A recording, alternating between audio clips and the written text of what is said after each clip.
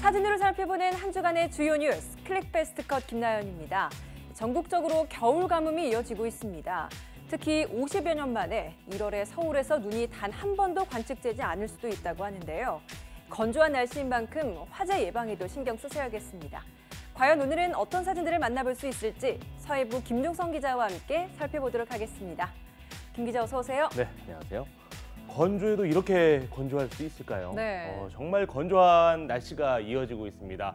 겨울임을 다시 한번 느낄 수가 있는데요. 오늘 첫 사진, 이 겨울과 관련된 사진으로 준비해봤습니다. 네, 빨리 만나보도록 하겠습니다. 네, 정말 겨울에만 볼 수 있는 진풍경이죠. 온통 이렇게 하얗게 눈으로 뒤덮여 있는 정말 그야말로 절경인데 여기가 어딘가요? 네, 설명을 드리기 전에 보시면은 다 얼려버린 듯한 그런 사진이죠. 예. 이 사진의 장소는 강원 춘천시 소양강입니다. 지난 22일 촬영을 했는데요. 첫 상고대가 활짝 피어올라 그림 같은 풍경을 연출하는 가운데 촬영에 열중하는 사진 작가의 모습을 뒤에서 이렇게 포착해봤습니다. 상고대는 영하의 온도에서도 액체 상태로 존재하는 물방울이 나무 등의 물체와 만나 생기는 것인데 나뭇가지 등에 밤새 서린 서리가 하얗게 얼어붙으면서 마치 눈꽃처럼 피어있는 것을 말합니다. 그러니까 이게 눈이 쌓인 게 아니라 네, 언 거라는 거군요. 그렇습니다. 이른 이른 새벽부터 상고대 소식을 들은 전국의 사진 동호인들 바쁘게 차를 몰아 춘천으로 향했습니다. 촬영 명소로 알려진 소양 삼교 다리 위는 금방 뿌연 물안개에 쌓여 지척을 분간하기 어려워졌지만 물안개와 추위가 빚어낸 은빛 수묵화가 강가를 따라 펼쳐지면서 구경하던 이들은 감탄사를 내뱉었다고 합니다. 카메라를 들고 그리고 이렇게 촬영에 열중하는 모습을 보였다고 하죠. 네, 올겨울 첫 상고대 소식 예년보단 좀 늦었다고 하던데요? 네, 그렇습니다. 정확히 말씀해 주셨는데요. 이 소양강은 태백산과 덕유산 등과 함께 상고대 절경을 자랑하는 명소로 손꼽히고 있습니다. 이 전문가들은 올겨울 상고대가 늦어진 이유로 건조한 날씨를 꼽고 있습니다. 한파와 습도 그리고 적당한 바람의 삼박자가 맞아야 되는데 강원 지역에서는 건조한 날씨가 이어졌기 때문입니다. 상고대 현상은 예전과 비교해 이 발생 빈도가 현저히 낮아질 위기에 처한 게 현실입니다. 지구 온난화로 기온이 오르면 상고대를 볼 수 있는 날은 앞으로 더 짧아질 수밖에 없다고 합니다. 네, 이 상고대가 생기는 방식은 서리와 비슷하다고 합니다. 하지만 지표면이 아니라 고지대의 나무에서 주로 발생한다는 점에선 차이가 있는데요. 특히 안개가 있는 지역에서는 더 강하게 나타나는 경향이 있다고 합니다. 그럼 다음 주제 살펴보도록 하겠습니다.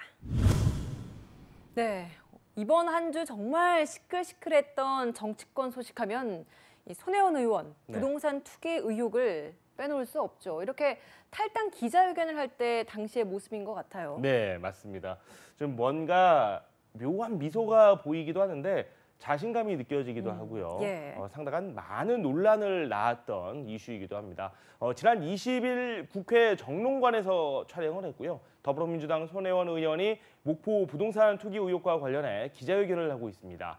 옆에 홍영표 원내대표의 모습도 보이지 않습니까? 네, 굉장히 이례적이었죠. 네, 이 두 사람이 나란히 입장을 해서 많은 기자들이 놀랐습니다. 민주당 손혜원 의원이 지난 일요일 오전 국회 기자회견장에 섰습니다. 더 이상 국민을 의미 없는 소모전으로 몰아갈 수 없다. 이렇게 밝히면서 여당인 더불어민주당 탈당을 선언했습니다. 무엇보다 홍 원내대표가 손 의원의 기자회견 동안 옆자리를 지켜 눈길을 끌었습니다. 손 의원의 탈당에도 불구하고 당 내에서는 변함없는 신뢰를 보낸다는 의미를 담은 것 아니냐는 해석도 나오고 있습니다. 네, 이렇게 손 의원이 탈당을 선언한 거, 자신에 대한 비판이 당으로 확산되는 걸 막겠다, 이런 의도로 풀이되고 있죠. 네, 그렇습니다. 손 의원은 이날 기자회견에서 제가 당을 떠나는 것은 당을 살리기 위해서다라면서 제 인생을 걸고 모든 것을 깨끗하게 밝히고 다시 제자리로 돌아오겠다 이렇게 강조했습니다. 이는 모든 것을 내려놓고 싸울 수밖에 없는 상황이라는 현실 인식에 따른 결정으로 재판 청탁 의혹을 받은 서영교 의원이 최근 민주당 원내 수석 부대표 자리에서 자진 사퇴한 것과 내용은 다르지만 형식은 비슷한 조치라고 볼 수 있습니다.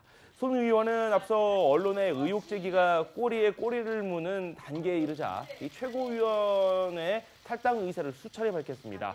이해찬 대표를 비롯한 당 지도부가 이를 강하게 만류했던 것으로 전해졌는데 이날 탈당 기자회견은 손 의원에 대한 비판적 여론이 좀처럼 가라앉지 않는 데다 야당들이 이 손 의원과 문재인 대통령의 부인 이 김정숙 여사의 개인적 친분까지 거론하자 어느 정도 상황을 진정시킬 가시적 조치가 필요하다는 데 공감대가 형성되었기 때문이다라는 해석이 나오고 있습니다. 네, 이렇게 논란이 일자 자유한국당 지도부 목포를 직접 방문했는데 방문하고 나서는 오히려 더 투기 의혹이다라는 걸 좀 부각시켰던 것 같아요. 네, 그렇습니다. 다음 사진은 한 장 통해서 더 만나보도록 하겠습니다.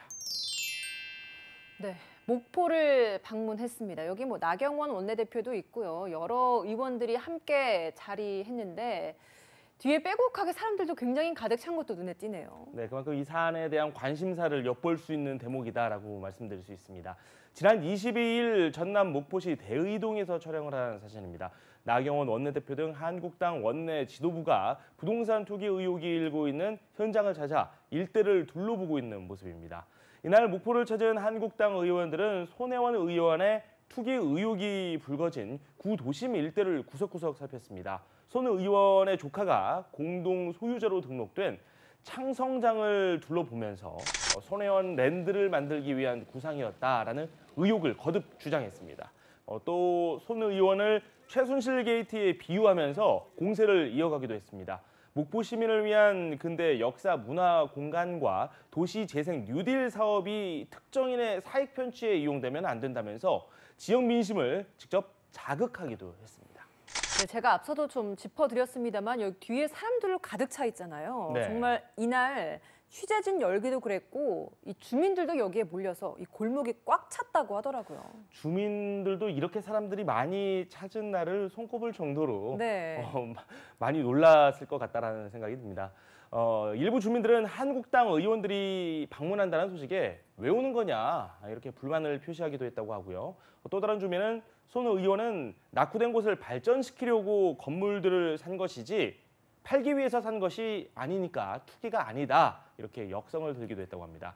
나 원내대표는 현장 방문 후 기자들과 만나서 근대 역사문화공원 지역이 몇 번의 변경 과정을 거쳤고 일부 사업은 중복됐던 과정에서 손 의원이 관련돼 있지 않은지 의심이 든다며 문화부가 46억 원을 들여 16개 건물을 매입한 뒤 역사공원을 조성한다고 하는데 시세 차익이 상당할 것으로 보여 투기 가능성이 있다고 본다고 말했습니다. 네, 이제 투기 의혹에 관한 진상규명의 공은 검찰 수사로 넘어가게 됐습니다. 검찰은 물론이고 관계 당국도 실체적 진실이 하루빨리 규명되도록 밝힐 부분이 있다면 속 시원하게 밝혀줬으면 좋겠습니다. 그럼 다음 주제 살펴보도록 하겠습니다. 네, 역시나 정치권 이야기입니다. 김종민 더불어민주당 의원 표정인데 순간을 찍은 것 같은데 다소 좀 재미있는 표정 같기도 하고 또 굉장한 고심이 고스란히 담긴 그런 표정 같기도 해요. 맞습니다. 이 사진은 지난 22일 오전 국회에서 촬영을 했습니다. 이날 열린 정치개혁특별위원회 정치개혁 제1소위에서 더불어민주당 소속 김종민 소위원장이 난감한 표정을 짓고 있는 모습을 담았습니다. 국회 정치개혁특별위원회는 이날 소위원회를 열어 더불어민주당이 제시한 선거제 개혁 협상안을 다뤘는데 논의에 진전 없이 빈손으로 회의를 마쳤습니다.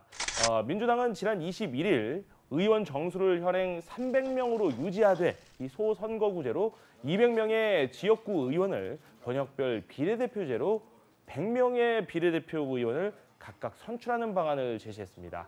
민주당이 내놓은 안에 대해서 자유한국당과 바른미래당, 민주평화당, 정의당 등 야 4당은 현실성이 없다 이렇게 한 목소리로 비판했습니다. 지금 자유한국당 제외한 야 3당은 완전한 형태의 연동형 비례대표제를 도입해야 한다면서 의원 정수 확대도 주장하고 있잖아요. 네, 그렇습니다. 바른미래당 김관영, 평화당 장병환, 정의당 윤소아 원내대표는 지난 23일 오전 국회 정론관에서 기자회견을 갖고 각 정당이 정치개혁 사명을 새기고 실천이 가능한 방안을 논의한다면 1월 중으로 충분히 합의해낼 수 있다 이런 입장을 밝혔습니다. 의원 정수는 국회 정치개혁특별위원회 자문위원회가 권고한 360석을 존중하되 지난달 5당 원내대표 합의 정신에 따라 330석을 기준으로 협의하기로 했다고 밝히기도 했는데요. 이에 덧붙여 국회 특권 내려놓기를 바라는 국민의 바람을 반영해 의원 정수를 늘리더라도 의원 세비 감축 등을 통해 국회 전체 예산은 동결하겠다라고 덧붙였습니다.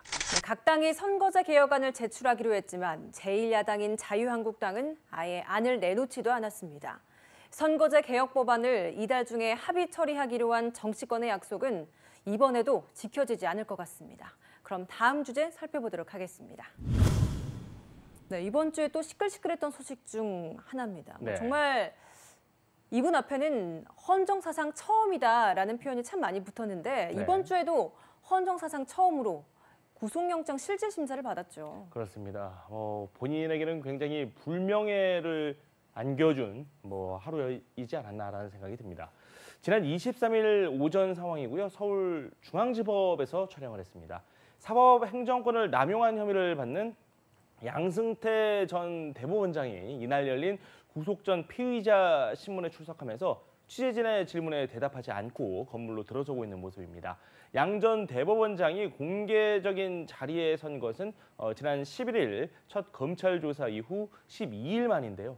구속 전 피의자 신문에 출석하기 위해 법원 앞 포토라인을 지나게 된 양 전 대법원장.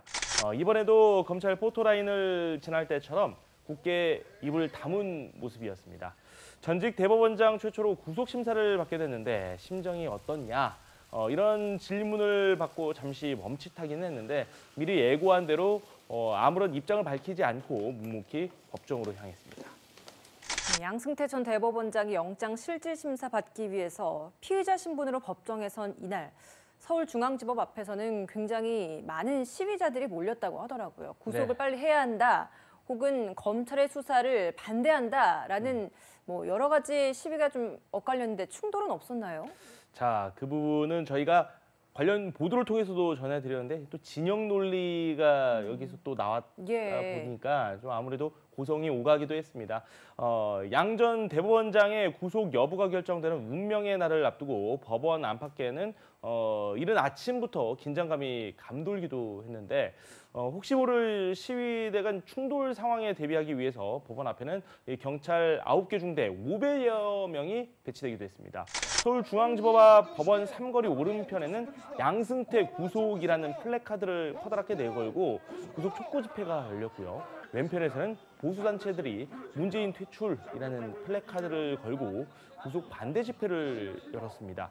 이 전국 공무원 노동조합 법원 노조는 사법농단이 수습되는 과정에서 밝혀진 사실만으로도 범죄 사실은 충분히 소명됐고 퇴임 후 잠적에 버금가는 행태들로 수사에 철저히 대비했던 점을 종합하면 증거 인멸 가능성이 충분히 예견된다면서 양 전 대법원장의 구속을 촉구하기도 했습니다.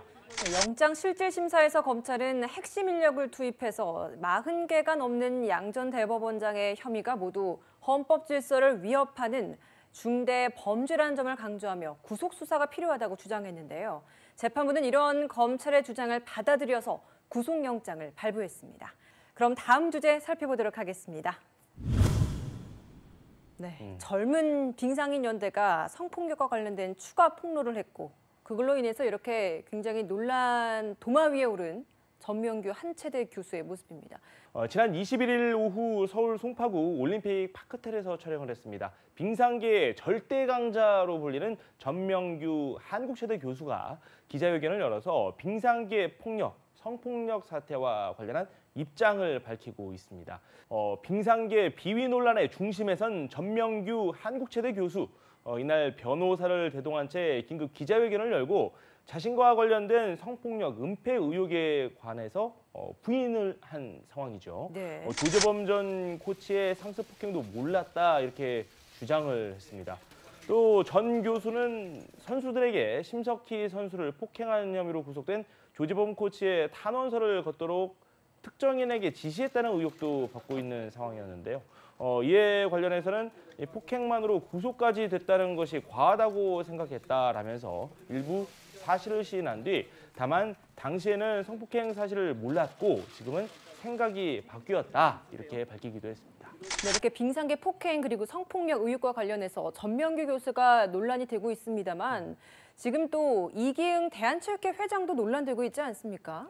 네, 그렇습니다. 이 체육계의 거물들이 잇따라 주목을 받고 있는 상황인데요. 평창 올림픽 당시 쇼트트랙의 심석희 선수는 이기흥 대한체육회장의 한마디에 충격을 받았다고 알려졌습니다. 심 선수 앞에서 이 회장이 폭행 가해자인 조재범 전 코치를 복귀시키겠다고 말했다는 건데요. 이후 이 회장은 논란이 일자 심 선수를 만난 적이 없다 이렇게 부인했습니다. 전명규 전 빙상연맹 부회장은 지난 21일 기자회견에서 문제가 됐던 만남을 다시 끄집어냈습니다. 이게 거짓말 논란으로 비화된 건데요. 기자회견 이후 이 회장은 만났지만 위와 같은 말은 하지 않았다. 당시 상황이 기억나지 않는다. 이렇게 입장을 바꿨다고 합니다. 이 회장은 그동안 국제올림픽위원회 위원 후보 셀프 추천 논란과 평창 동계올림픽 기간 동안 자원봉사자들에게 갑질했다는 그런 의혹을 사기도 했고 측근 인사의 체육회 요직 배치 등으로 비판을 받아왔습니다. 결국 빙상계 폭력, 파벌 논란의 배후 인물로 지목되어 온 전명규 전 빙상연맹 부회장과 진실게임을 벌이는 아주 아이러니한 상황에 놓이게 됐습니다. 네, 체육계 미투 논란이 갈수록 확산되면서 비판 화살이 이기흥 대한체육회장을 향하고 있습니다. 관리 소홀의 책임을 지고 물러나야 한다는 지적이 힘을 얻고 있는 건데요. 전명규 한체대 교수 또한 이 회장을 정조준하면서 사퇴로는 정점을 향해 치닫고 있는 모습입니다. 그럼 다음 주제 살펴보도록 하겠습니다. 네, 이번 주에만 3등이 12명 나왔습니다. 한 달에 1등이 2번 나왔습니다. 여기 로또라고 써 있는 걸 보니까 뭐 로또 판매하는 복권방인 것 같은데 이 말만 보면 저도 가서 좀 하나 사고 싶은데요. 그렇죠. 모든 국민들 여기 줄 서서 살 것 같다라는 생각이 듭니다. 지난 22일 서울 종로구의 한 복권방 앞에서 촬영을 했습니다. 로또를 사려는 손님들이 줄지어 차례를 기다리고 있는 모습인데요. 작년 한 해 로또 복권이 4조 원 가까이 팔리면서 인생 역전을 꿈꿨던 이들이 지금껏 가장 많았던 것으로 나타났습니다. 로또 판매점 신규 출점이 없었던 영향으로 판매액 증가세는 다소 둔화됐는데 작년 1년 동안 로또 복권 판매액은 3조 9,658억 원으로 집계됐습니다. 한 게임에 1,000원임을 고려하면 판매량은 무려 39억 6,500여 게임에 이른 수치이고 작년 판매액과 판매량은 모두 역대 최고를 기록했습니다. 네, 그럼 로또 판매액 종전 최고 기록은 얼마였던 건가요? 자, 기억을 하시는 분들도 있어요. 로또가 한 게임에 1,000원이 아니라 2,000원일 때가 있었는데 2003년에 3조 8,242억 원이었다고 하죠. 그러면 작년에 이것보다 거의 뭐 1,400억 원어치가 더 팔린 거네요. 네, 그렇습니다. 통계청 자료를 좀 봤더니 이 작년 인구 추계로 판매량을 나눠보면 한 명당 로또 76.8게임을 샀다는 계산이 나온다고 합니다. 네, 금액으로 좀 환산을 하면 1인당 76,800원가량을 로또에 썼다 이런 의미로 해석을 할 수 있는데요. 하루 평균 로또 판매액은 108억 7천만 원 수준이었다고 합니다. 작년 3조 9,658억 원어치가 팔리는 동안 52번의 추첨을 통해 세금을 제외하고 약 절반가량인 총 1조 9,803억 원이 당첨금으로 지급됐다고 합니다. 와, 정말 많은 금액이네요. 네, 저도 한번 당첨되고 싶다는 생각이 드는데요. 네. 1등의 행운을 차지한 주인공은 모두 484명이었고 1인당 평균 1등 당첨 금액은 19억 6,100만 원이었다고 합니다. 이 복권은 경기가 나쁠수록 잘 팔리는 불황형 상품이라고 하죠. 지난해 최대 판매 기록은 경기 하강의 영향으로 볼 여지도 있을 것 같습니다. 그럼 다음 주제 살펴보도록 하겠습니다. 네, 오늘의 마지막 주제인데요. 여기 보니까 넓은 들판인데 들판 이 한가운데 이렇게 시커멓게 뭔가 표시가 있어요. 이거 뭔가요? 굉장히 끔찍한 사고가 있었던 현장인데요. 해외입니다. 지난 19일 멕시코 중부 이달고주 틀라우 얄릴판이라는 곳에서 촬영을 했습니다. 송유관 폭발 사고 현장에서 감식 요원들이 조사를 벌이고 있는 모습인데요. 멕시코에서는 송유관을 뚫어서 기름을 훔쳐가는 일이 정말 많다고 합니다. 이번 사고는 수도인 멕시코시티에서 북쪽으로 85km 정도 떨어진 곳에서 발생했다고 하는데요. 현지 언론에서는 멕시코 국영 석유 기업이 소유한 송유관에 기름을 훔치기 위해서 누군가가 구멍을 냈고 이곳에 주민 수백 명이 양동이와 통을 들고 와서 기름을 담으려고 하다가 피해를 입었다고 전했습니다. 중상자가 많았던 관계로 사망자 수가 계속해서 늘고 있고 사고 당시 현장에는 멕시코 군 병력들도 있었는데 어느 누구도 이를 제지하지는 않았다고 합니다. 멕시코에서는 대통령이 석유 절도와의 전쟁을 선포할 만큼 연간 3조 3천억 원이 넘는 석유가 빼돌려져서 그야말로 국가 경제에 해를 끼치고 있다고 하죠. 네, 그렇습니다. 그렇다 보니까 멕시코 대통령까지 나서서 석유 절도 행위가 급증하자 최근 주요 송유관의 가동을 중단시키고 구멍 보수 작업을 하기까지도 했는데요. 국가 경제를 좀먹는 이 석유 절도를 근절하기 위해 군인 4,000명 그리고 헬기를 투입하기도 했습니다. 헬기는 주요 송유관 상공을 선회하면서 석유 절도 깽단이 매설된 송유관에 불법적으로 구멍을 뚫는지 살펴보고 있고 군인들 역시 이 주요 송유관 주변과 저유소 등지에 배치돼 휘발유와 경유가 몰래 빼돌려지지는 않는지 감시를 하고 있는데요.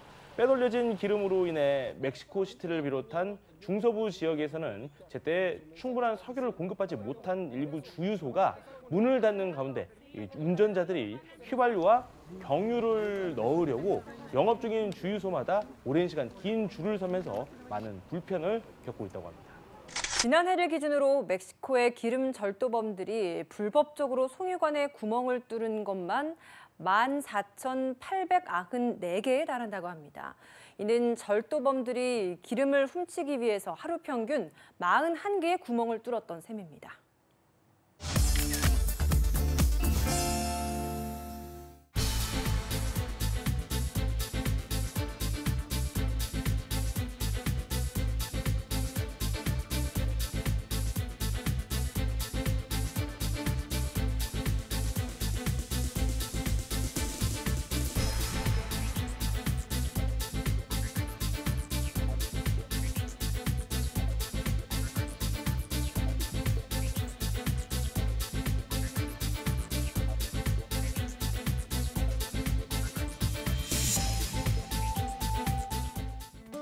사진으로 살펴보는 한 주간의 주요 뉴스 클릭 베스트 컷.